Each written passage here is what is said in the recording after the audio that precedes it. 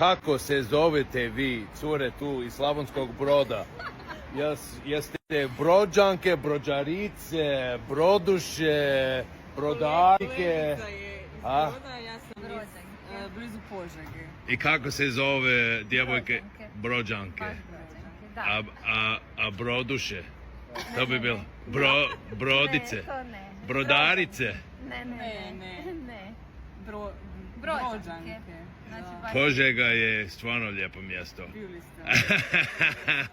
I vjerujem da je Slavonski Brod lijepo mjesto, ali danas sam vidio samo McDonald's, autobusna stanica i ova izvanredna kockarnica tamo koja je nedavno proglašena kandidat za UNESCO World Heritage Site.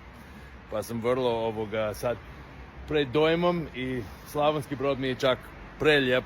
Mislim da ću morati drugi put se vratiti da bolje istražim šta svega ima, ali za sad autobusne brodarice i kockarnica. Vidimo se ljudi.